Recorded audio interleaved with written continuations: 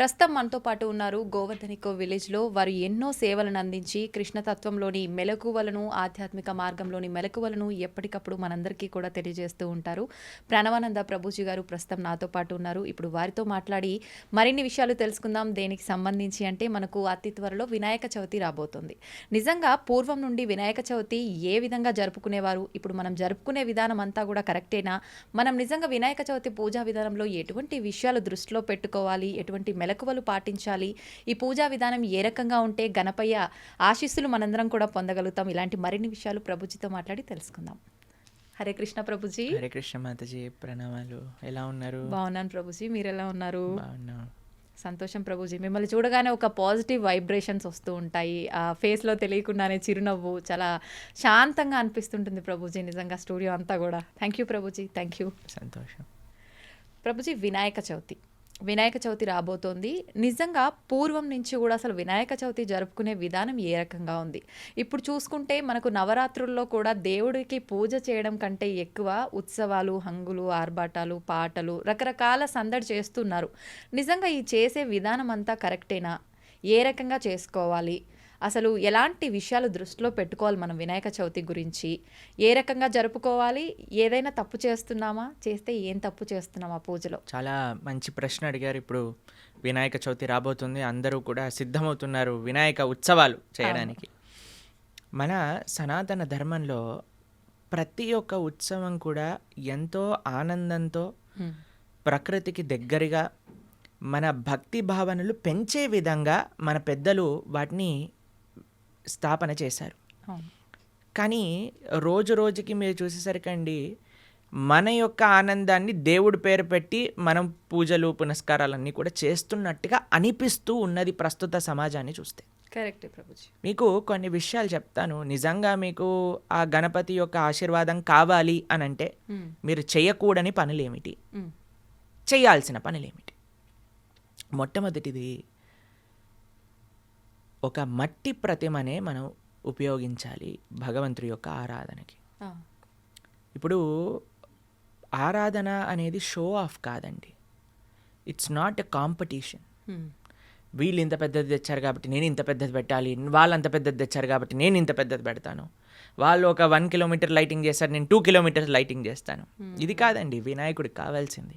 పోటీగా ఒకరిని చూసి పోటీ కాదు కావాల్సింది. పోటీ నిజంగా పడాలి అని అంటే నేను ఎంత భక్తి శ్రద్ధలతో, నియమనిష్టలతో, తపస్సుతో చేశాను అనే వాటి విషయం పైన పోటీ పడాలి. నిజంగా చెప్పాలి అని అంటే ఎంత సాంస్కృతికంగా చేసుకున్నాము, ఎంత పర్యావరణానికి దగ్గరగా చేసుకున్నాము, ఎంత భక్తి భావనతో చేసుకున్నాము అనేది చాలా ముఖ్యం. ఇప్పుడు మీరు చూస్తారు, నేను ఒక దగ్గర చూశాను, చాలా బాధపడ్డానండి. వినాయక ఉత్సవము అని పైన పెద్ద బోర్డు ఉంది, వెనకాల గణపతి ఉన్నాడు, పూజ జరిగింది, దీపం ఉన్నది, అంతున్నది, కానీ ముందట సినిమా పాటలు పెట్టి డాన్స్ చేస్తున్నాడు.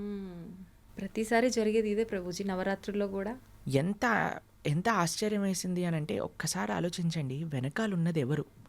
నిజంగా మనకి ఆ భావన ఉంటే గణపతి సాక్షాత్తుగా అక్కడ ఉన్నాడు, ఈశ్వరుడి యొక్క కుమారుడు అక్కడ ఉన్నాడు, పార్వతీదేవి యొక్క తనయుడు అక్కడ ఉన్నాడు అని మీరు భావన చేస్తే ఎంత రెస్పెక్ట్ఫుల్గా ఉంటారండి. ఇప్పుడు మీకు ఒక విషయం చెప్తాను. నేను ఒక సాధువుని మన దగ్గరకు వచ్చినప్పుడే మీరు కొద్దిగా సావధాన అయిపోతారు. ఇప్పుడు మనం ఎలా మాట్లాడాలి, ఎలా కూర్చోవాలి, ఎలా ఉండాలి, మన మాటలన్నీ కూడా అంతే అంటారా లేదా? మీరు చెప్పండి. కరెక్ట్. అదే ఒక గణపతి దేవుడు మన ముందు ఉన్నారంటే మనం ఎంత సావధానంగా ఉండాలి, ఎంత భక్తి భావనతో ఉండాలి, ఎంత శ్రద్ధగా ఉండాలి. ఒకసారి మనము ఈ ఉత్సవాలు ఏం చేయాలి అంటే అండి, నాకు చాలాసార్లు మేము ఈ విషయాన్ని ప్రస్తావన చేశాను, మన సంస్కృతి సాంప్రదాయాలను ప్రోత్సహించే విధంగా ఉండాలి. మీకు ఒక విషయం చెప్తాను. మేము చిన్నప్పుడు ఒక ఆలయంలో ఒక కార్యక్రమానికి వెళ్ళినప్పుడు, వెంకటేశ్వర స్వామి బ్రహ్మోత్సవాలకు వెళ్ళినప్పుడు అక్కడ ఒకరోజు హరికథ చెప్పించారనమాట. ఒక లేడీ ఎంత బ్యూటిఫుల్గా ప్రహ్లాదోపాఖ్యానం చెప్పారు, ఎంత బ్యూటిఫుల్గా ధృవ చరిత్ర చెప్పారు అని అంటే I was just mesmerised 1.5 hours నేను అలానే చూస్తున్నాను అనమాట. దాని తర్వాత ఆవిడతో మాట్లాడాను నేను, అమ్మ మీ టీం అంతా ఇంత బాగా చేశారు. I was in 9th class అప్పుడు. అయితే నేను అడిగాను ఎంత బాగా చేశారు, అసలు ఎక్కడి నుంచి నేర్చుకున్నారంటే మేము మా అమ్మగారు నాన్నగారు వీళ్ళందరూ నేర్పించారండి.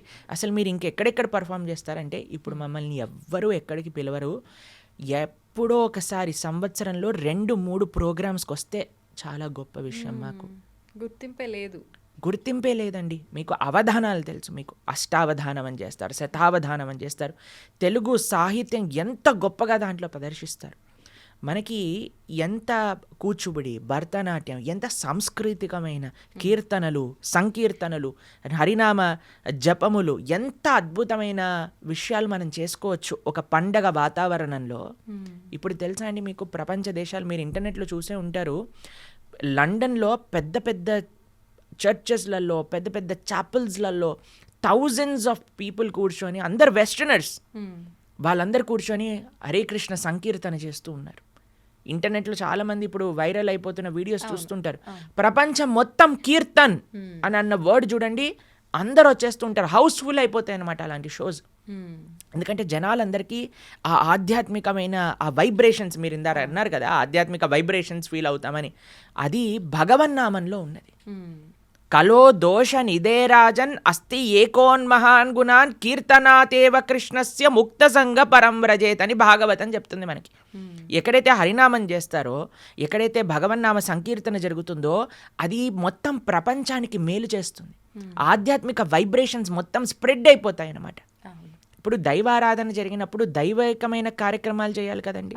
మనం సినిమా పాటలు పెట్టి, అంటే ఒక రకమైన భౌతికమైన ఎన్వైరన్మెంట్ అక్కడ తయారు చేస్తే, మీరు ఒక్కసారి ఆలోచన చేయండి, అక్కడ నిజంగా గణపతి వస్తాడా అలాంటి ప్రదేశానికి? చెప్పండి. ఖచ్చితంగా రాడు ప్రభుజీ. ఎక్కడైతే భక్తి భావన ఉంటుందో, ఎక్కడైతే మనకి నిష్ట ఉంటుందో అక్కడే వస్తాడండి. కాబట్టి మనం ఎప్పుడైనా సరే అసలు పెద్దల్ని తెలుసుకోండి, అసలు ఎలా చేయాలి. ఏదైనా ఉత్సవం మనం చేద్దాము అని అనుకుంటే అసలు ఎలా చేయాలి, ఏంటి అసలు శాస్త్రంలో చెప్పిన విధి విధానములు ఏంటి, ఏం చెయ్యాలి, ఏం చెయ్యకూడదు అనే విషయాలన్నీ నేర్చుకోవాలండి. అన్నిటినీ కూడా ఏదో షో ఆఫ్గా, ఏదో పోటీగా చేయకూడదండి. అది చాలా తప్పు అవుతుంది. ఇంకా కరెక్ట్ ఫలితాలు రాకుండా చెడ్డ ఫలితాలు వస్తాయి మనకు నిజంగా. మీరు ఈ విషయం వినే ఉంటారు, మీరు ఎప్పుడైనా వినాయక వ్రత కథ వింటే, ఆయన ఒకసారి ఆయన పొట్ట పగిలిపోయినప్పుడు చంద్రుడు నవ్వుతాడు. అప్పుడు పార్వతీదేవికి చాలా కోపం వచ్చి చంద్రుడికి శాపం ఇస్తుంది. మీరు విన్నారా ఈ కథ? అదే ఒకసారి మీరు చూడండి, దాని లోపల తత్వం ఏంటి, గణపతిని ఎగతాళి చేశాడు, అంతే కదండి. మనం కూడా వినాయక నిమజ్జనాల పేరుతో, వినాయక ఉత్సవాల పేరుతో గణపతి ముందు వేసే డాన్సులు, నేను ఒకసారి ఒక కమిటీ వాళ్ళు మీటింగ్ చేస్తుంటే I was just happen to be there అనమాట, ఒక సొసైటీలో. అయితే అక్కడ అంటున్నారు డీజే మాత్రం కిరాకు ఉండాలి అని అంటున్నారు. నేను ఏదో పైన చదువుకుంటున్నాను, కింద జరుగుతుంది, సో నేను వినగలుగుతున్నాను అనమాట వాళ్ళు మాట్లాడు. మొత్తం జోష్ ఉండాలి, మొత్తం ధూమ్ ధామ్ చేయాలి. ఇదా అండి గణపతికి కావాల్సింది? మీరు మీరు నిజంగా అలాంటి డాన్సులు వేయాలంటే ఒక డిస్కోటెక్కి వెళ్ళండి, వినాయకుడి ముందు కాదండి వేయాల్సింది. మనము భగవంతుని ముందు నృత్యం చేస్తాం. మీరు హరే కృష్ణ డివోటీస్ ఏ ఇస్కాన్ టెంపుల్కి వెళ్ళినా సరే నృత్యము అనేది చాలా ముఖ్యమైన పార్ట్ మా ఆరాధనలో భగవంతుడికి. మేము నృత్యం చేసేది ఎందుకో తెలుసా అండి, ఏదో నాకు మజా వస్తుందని కాదండి. మేము ఎప్పుడు నృత్యం చేసినా సరే అరే కృష్ణుడికి మేము చేసే నృత్యం ఆనందాన్ని ఇవ్వాలి అనే దాంతో. ఉత్సవాల్లో కూడా చూసాం ప్రభుజీ మీ స్టేటస్ లో ఎంత భక్తి భావనతో చెయ్యాలన్నమాట. ఎంతో మేము ఎప్పుడు కూడా నృత్యం చేసినా సరే కృష్ణ ఇది నీ యొక్క సంతోషం కోసము అనే ఒక భావనతో ప్రార్థన చేస్తూ ఎంతో లయబద్ధంగా కీర్తనకి అనుగుణంగా భగవన్నామాన్ని చెప్తూ నృత్యం చేస్తాం భక్తులందరూ కూడా.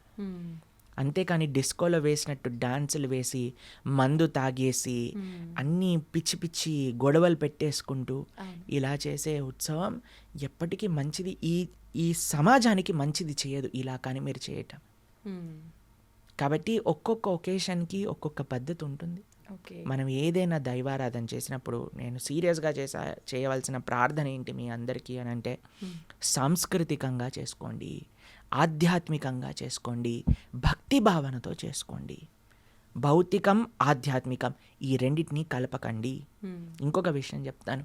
ఏవైతే ఇందాక మనం చెప్తున్నాం కదా మీకు హరికథలు చెప్పే వాళ్ళని, సంకీర్తన చేసే వాళ్ళని, భగవన్నామ భజన చేసే వాళ్ళని, వీళ్ళని ప్రోత్సహించండి.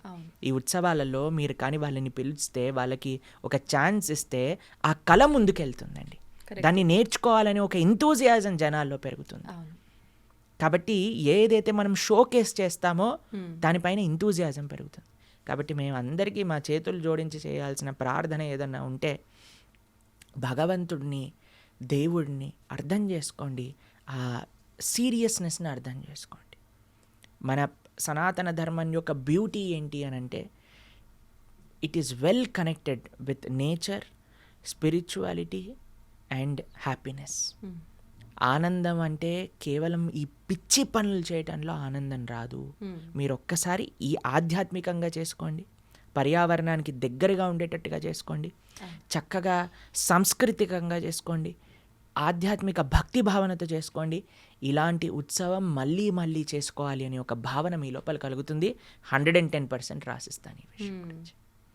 కాబట్టి ఈ విధంగా ఏ ఉత్సవమైనా సరే, ఏ పండగ అయినా సరే, మనం కానీ దైవాన్ని సెంట్రిక్గా పెట్టుకొని, దైవానికి ప్రాధాన్యత ఇచ్చి, భక్తికి ప్రాధాన్యత ఇచ్చి మనం కానీ చేసుకోగలిగితే అది చాలా అద్భుతంగా ఉంటుంది. ఎందుకంటే ఇప్పుడు ప్రతి సొసైటీలో చేస్తున్నారు, ప్రతి గల్లీలో చేస్తున్నారు, ప్రతి ఏరియాలో చేస్తున్నారు. మీ అందరికీ మేము చేసే ఒకటే ప్రార్థన, మీ అపార్ట్మెంట్ సొసైటీ అయినా, విల్లా సొసైటీ అయినా, అందరూ కూర్చోండి. ఈ ఉత్సవాలు మనం ఇలా చేద్దాం, సాంస్కృతికంగా చేద్దాం, ఇలా మనం ప్రవచనాన్ని చెప్పిద్దాం, ఇలా మనం సంకీర్తన చేయిద్దాం, ఇలా మనం భజన పెట్టుకుందాం, ఇలా మనం చక్కటి సాత్వికమైన ప్రసాదాన్ని పెట్టుకుందాం. ఇలా కానీ మనం డిసైడ్ చేసుకొని భక్తి భావనతో చేసుకోండి. భావి తరాలు కూడా అరే ఇదా భక్తి. ఇప్పుడు చూడండి, మీకు నెక్స్ట్ జనరేషన్ ఏమనుకుంటారండి, ఉత్సవాలంటే తినాలి, గెంతులెయ్యాలి, ఏదో డమ్ డమ్ డమ్ అని డాన్స్ చేయాలి, ఇదే అయిపోతుందండి వాళ్ళకు కూడా. ఆ భక్తి భావన అనేది నెక్స్ట్ జనరేషన్స్కి రాదు. మీరు ఇలా చేసేస్తే ఇంకా నెక్స్ట్ జనరేషన్ వాడు ఇంకేం చేస్తాడు. కాబట్టి హద్దులు ఆర్భాటాలు చూసుకోకండి, భక్తి భావనకి ప్రాధాన్యత ఇవ్వండి. ఇది మేము చెప్పాల్సిన విషయం. ఓకే ప్రభుజీ, ఇప్పుడైతే నవరాత్రులు జరుపుకుంటున్నాం. వినాయకుని ఒకసారి ప్రతిష్ఠించిన తర్వాత, మనం విగ్రహం పెట్టిన తర్వాత. కానీ నేను విన్నంత వరకు నవరాత్రులు కాదు, పూర్వం నుంచి కూడా మనకు వచ్చింది ఒకటే రాత్రి నెక్స్ట్ డే నిమజ్జనం చేయాలని. నిజంగా ఏది వాస్తవం ప్రభుజీ?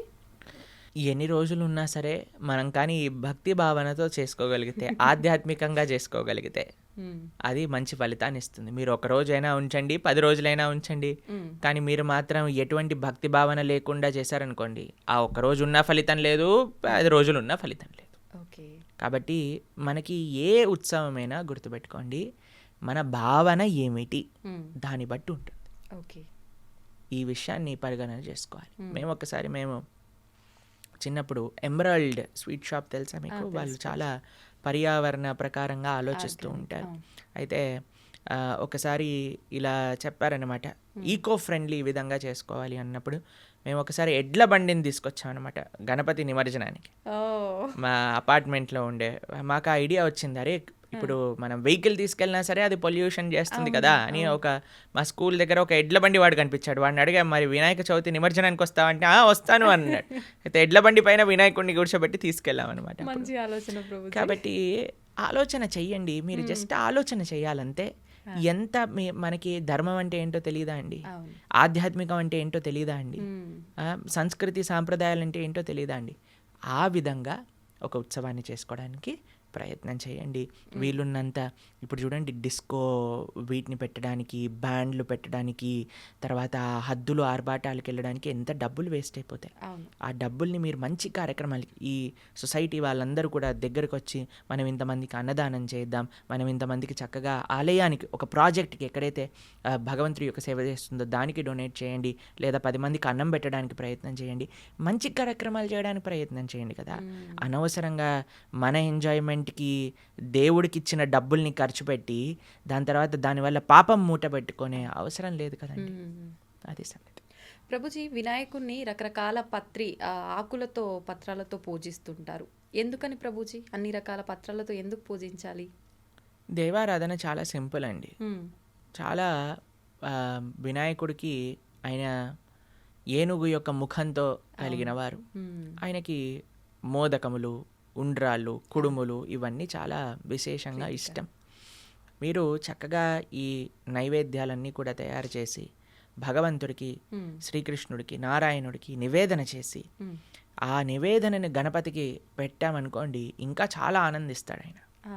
ఎందుకంటే ఆయన గురించి చెప్తారు, నిరంతరము కూడా గణపతి ఆ శక్తిని, విఘ్న నివారక అనే శక్తిని భగవంతుడి యొక్క ఆశీస్సులతో పొందుతూ ఉంటారన్నమాట.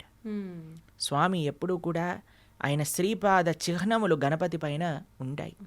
అటువంటి గణపతి యొక్క ఆరాధనలో ఈ చక్కటి సాత్వికమైన విషయములన్నీ కూడా భగవంతుడికి నివేదన చేసి ఆ నివేదన అంతా కూడా గణపతికి పెట్టగలిగితే చాలా విశేషమైన ఫలితం వస్తుంది మనకి. ప్రభుజీ, మనం చంద్రుడిని చూస్తే నీలాప నిందలు ఎదుర్కొంటామని చెప్పి ఇందాక మీరు కూడా చెప్పారు. అయితే అది ఓన్లీ వినాయక చవితి రోజు మాత్రమేనా, ప్రతిసారి వచ్చే చవితిగా? ఇదొక సందేహం. లీలాప నిందలు మీరు చేసే తప్పుడు పనుల వల్ల వస్తాయి, కానీ చంద్రుడిని చూడటం వల్ల రాదు. కాబట్టి మనము అన్ని పిచ్చి పనులు చేసి చంద్రుడి వల్ల నాకు లీలాప నిందలు వచ్చాయి అని అనలేం కదండి. ఏం చేసినా మనం మంచిగా ఉంటే, మనం భగవంతుడికి శరణాగతుడు ఉంటే ఎటువంటి కష్టాలు జీవుడికి రావు.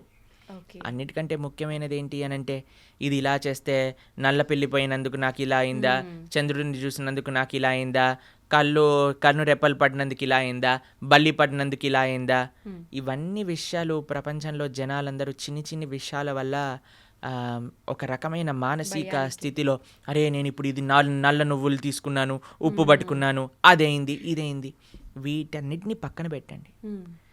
మనకి కావాల్సినది ఏంటి అని అంటే భగవంతుడి పైన నమ్మకం మనం పెంచుకోవటం, మనము ధార్మికంగా ఉండటం. మనం ధార్మికంగా కానీ ఉండగలిగితే, భగవంతుడి పైన పూర్తి విశ్వాసం నమ్మకంగానే ఉండగలిగితే మనకి ఏది జరిగినా సరే ఆ స్వామి మంచిగా చేస్తాడు. కాబట్టి ఇలాంటి చిన్ని చిన్ని విషయాల గురించి మనం ఎప్పుడు పట్టించుకోరాదండి. మనం కావాల్సినది మన భక్తి భావన భగవంతుడి పైన ఉన్నదా, ఇది అన్నిటికంటే ముఖ్యమైన విషయం. ప్రభుజీ, భగవంతుని ఆరాధించడానికి మనకు సాంప్రదాయం, ఆచారం, వంతన, ఆనవాయితీ ఇవన్నీ అవసరం లేదనే చెప్పొచ్చు. కానీ చాలామంది వినాయక చవితి రోజు వినాయకుడిని ఇంట్లో పెట్టుకుంటూ ఉంటారు. కొంతమంది మాత్రం అది మనకు ఆనవాయితీ లేదు, పెట్టకూడదు అని చెప్పి. నిజంగా అలా చూసుకోవాలని అంటారా భగవంతుని ఆరాధించడానికి? స్వామి యొక్క సేవ, భగవంతుడి యొక్క సేవ ఎవరైనా చేసుకోవచ్చండి. ఎవరికి నిష్ట కలిగింటే వాళ్ళు తప్పకుండా భగవద్ ఆరాధన, శ్రీకృష్ణుడి యొక్క ఆరాధన చేసుకోవచ్చు తప్పకుండా. దాంట్లో ఎటువంటి తప్పు లేదు. చాలామంది అంటారు, మేము ఇప్పుడు హరినామ స్మరణ చేయండి, నారాయణుణ్ణి ఆశ్రయించండి అని అంటే, మా ఇంటి సాంప్రదాయం కాదండి అని అంటే. మనము జీవులం, జీవుడి యొక్క స్వరూపం కృష్ణేర నిత్యదాస్, కృష్ణుడి యొక్క నిత్యదాసులం మన యొక్క స్వరూపం. కాబట్టి ఆ స్వరూపం మీకు ఇప్పుడు చూడండి, ఒక కుటుంబంలో మనం ఎన్ని సంవత్సరాలు ఉంటామండి? ఒక జన్మలో కొన్ని సంవత్సరాలు ఒక కుటుంబానికి సంబంధించిన వాళ్ళం, కానీ ఎన్ని జన్మలకో తల్లిదండ్రుడు ఆ శ్రీకృష్ణుడే కదా. కాబట్టి ఆ భగవంతుని ఆశ్రయించడానికి కుటుంబం ఎందుకు మధ్యలోకి వస్తుంది మనకి? కాబట్టి చక్కగా మనం భగవంతుడి యొక్క సేవ చేసుకోవచ్చు, దాంట్లో ఎటువంటి తప్పు లేదు. ప్రభుజీ, గణపయ్య పూజ తర్వాత ఖచ్చితంగా లాస్ట్లో గుంజిలు తీస్తుంటారు. దాని వెనకాల ఆంతర్యం ఏంటి ప్రభుజీ? గుంజిళ్ళు తీయడానికి ఆంతర్యం ఏమిటి అని అంటే, మనం చేసే తప్పులకి క్షమాపణ అడగటము. కానీ మీరు గుంజిళ్ళు తీసాక మళ్ళీ మీరు కొత్త ఖాతాను ఓపెన్ చేసేసి మళ్ళీ చేసిన తప్పులు చేశారనుకోండి, ఆ గుంజిళ్ళు వేస్ట్ అయిపోయినట్టు. అది జస్ట్ ఒక ఎక్సర్సైజ్ అవుతుంది. దాన్ని మీరు ఎలాగైతే జిమ్లో చేస్తారో అలానే అవుతుంది గణపతి ముందు చేసింది కూడా. కానీ మనం భగవంతుడి ముందు చేసే ఏ ప్రార్థన, ఏ క్షమాపణ ఎటువంటిది అని అంటే, ఏమని గుంజిళ్ళు తీయాలో తెలుసా అండి? ఇంకోసారి నేను ఈ తప్పు చెయ్యను, ఆ తప్పు చెయ్యకుండా నాకు శక్తినివ్వు. గణపతికి అందరు ప్రార్థన చేస్తారు, నేను అనుకున్న దాంట్లో ఎటువంటి కష్టాలు రాకుండా, ఎటువంటి ఆటంకాలు రాకుండా నన్ను ప్రార్థన చెయ్యి అని అంటారు. దాంతోపాటు ఇంకొక ప్రార్థన యాడ్ చేయండి. ఏంటో తెలిసిన మీకు? అయ్యా, నేను ఏదైనా తప్పు పని చేయడానికి వెళ్తే దాంట్లో ఆటంకాలు కలిగించు అని ప్రార్థన చేయాలి గణపతికి. కలిగించమని. నేను ఏదైనా అధార్మికమైన పని చేస్తే దాంట్లో ఆటంకాలు కనిపించి నన్ను ఆ తప్పు చెయ్యకుండా నువ్వే కాపాడు అని కూడా ప్రార్థన చేయాలి గణపతి. ఎందుకంటే మనకు తెలియదండి, మనం అనుకుంటాం ఇది మంచి పని అని. నీకు తెలియదు కదా అది మంచి పనో మంచి పని కాదో. కాబట్టి భగవంతుడి పైన నమ్మకం పెట్టుకోవాలి, గణపతికి ప్రార్థన చేయాలి. తండ్రి, ఏదైనా తప్పు మార్గంలోకి వెళ్తే నన్ను కాపాడు అనే ఒక ప్రార్థన కూడా మనం గణపతికి చేయొచ్చు. ఇంకొక విషయం చెప్తానండి, గణపతి మహాభారతాన్ని లిఖించారు. మీకు ఆ విషయం తెలుసా? తెలీదా? వేదవ్యాసుడు మహాభారతాన్ని రాయాలి అని అనుకున్నప్పుడు ఎవరు ఈ సేవ చేయగలుగుతారు అని చూస్తే గణపతిని పట్టుకొస్తారనమాట. ఓకే. మా వ్యాసుల వారు ఒక విషయం చెప్తారు, నేను చెప్తూ ఉంటాను, నువ్వు రాస్తూ ఉండాలి, కంటిన్యూస్గా రాస్తూ ఉండాలి అని అంటున్నప్పుడు ఆయన రాస్తూ రాస్తూ రాస్తూ ఉన్నప్పుడు ఆయన కలం ఏదైతే ఉందో అది విరిగిపోతుంది. అప్పుడే గణపతి దంతాన్ని విరక్కొట్టేసి రాయటం ప్రారంభం చేస్తారు. ఓకే. కాబట్టి ఎంత కర్తవ్య నిష్ఠ భగవత్ సేవలో గణపతికి ఉన్నది. ఆ శ్రీకృష్ణుడి యొక్క దివ్య చరిత్ర, శ్రీకృష్ణ భగవానుడి యొక్క భక్తుల యొక్క చరిత్ర నేను పూర్తి చేస్తాను అనే దృఢ నిశ్చయం, భగవంతుడి యొక్క సేవకి 100% కమిట్మెంట్ గణపతి చూపించారు. అలానే మనం కూడా భగవత్ సేవ, భగవద్ ఆరాధనలో నిష్ఠ ఉండాలి అని మనం గణపతికి ప్రార్థన చేయాలి. నాకు అలాంటి శక్తినివ్వు భగవంతుడి యొక్క సేవ చేసుకోవడానికి అని మనం ప్రార్థన చేయాలి. ఇంకొక విషయం చెప్తానండి. గణపతి యొక్క విగ్రహాన్ని మనం చూసేటప్పుడు మనకి ముందు ఆయన చెవులు కనిపిస్తాయి, పెద్ద చెవులు కనిపిస్తాయి. గణపతి సూచన ఏంటి అనంటే మంచి విషయాలను వినటం నేర్చుకో. గణపతి ముఖం చూసారా మీరు ఎప్పుడైనా? నోరుని చూసారా? నోరు కనిపించదు, తొండం కింద ఉంటుంది. మనం మాత్రం మనల్ని ఎవరిని చూసారనుకోండి ఫస్ట్ మాట్లాడేస్తాం, మనం పెద్ద నోరేసుకొని కాకా కాకా కాకా అని కంటిన్యూస్గా మాట్లాడేస్తూ ఉంటాం. వద్దురా బాబు అన్నా సరే మాట్లాడేస్తూ ఉంటాం. మనం సజెషన్స్ అడగకపోయినా సరే మాట్లాడేస్తూ ఉంటాం. కానీ గణపతి ఏం చేస్తున్నాడంటే నువ్వు మాట్లాడక ఎక్కువగా. ఈ తగాదాలన్నీ కూడా, ఈ ప్రపంచంలో ఉండే కష్టాలన్నీ కూడా అనవసరంగా మాట్లాడటంలో వస్తూ ఉంటాయి. కాబట్టి తక్కువ మాట్లాడు, ఎక్కువ విను, మంచి మాటలను విను.